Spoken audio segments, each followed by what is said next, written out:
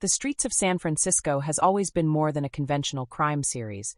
and when viewed through the thematic lens suggested by the title Till Death Do Us Part, the show reveals itself as a sustained meditation on commitment, erosion, and the quiet violence that accumulates inside long relationships. Whether those relationships exist between spouses, partners, or even between a detective and the city he serves. And what makes the 1972 series endure is not merely its procedural efficiency but its moral patience, its refusal to treat crime as spectacle divorced from consequence.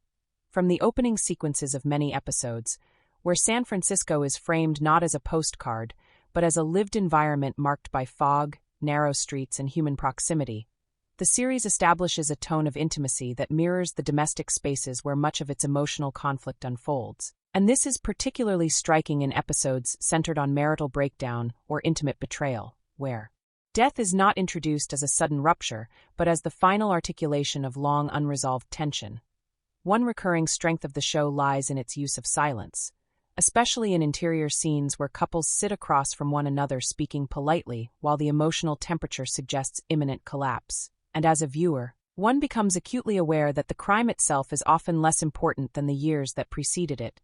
years in which vows hardened into obligations and love curdled into control. The dynamic between Inspector Mike Stone and Inspector Steve Keller becomes, in this context, a parallel narrative, one grounded in professional loyalty rather than romance, yet subject to similar pressures, generational difference, and the unspoken fear of separation. And when Keller eventually leaves the partnership, the emotional weight of that departure resonates with the same melancholy that follows a marriage dissolving not through hatred, but through divergence. One scene that encapsulates this thematic resonance occurs in episodes where Stone interviews a widow or widower whose composure is too practiced, whose grief feels rehearsed, and rather than confronting them aggressively, Stone allows the mask to remain intact long enough for cracks to appear naturally, and this approach reflects the show's belief that truth is rarely extracted through force but through endurance. As a critic, I have always found these moments more unsettling than overt violence because they mirror real life more closely, reminding us that most destructive relationships do not announce themselves loudly but deteriorate incrementally. A truth that the series understood long before it became fashionable to explore emotional abuse on screen.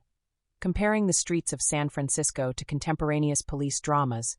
one notices immediately its relative lack of triumphalism, as arrests are often subdued affairs and justice arrives without catharsis, reinforcing the idea that solving a crime does not undo the damage that led to it, and this restraint gives episodes dealing with marriage and death an almost tragic texture, closer to classical drama than episodic television.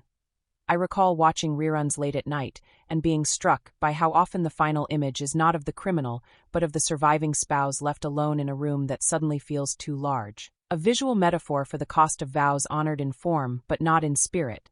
The title Till Death Do Us Part thus becomes ironic rather than celebratory, suggesting that death is not the boundary of commitment, but its consequence when relationships are sustained without renewal, empathy, or self-examination.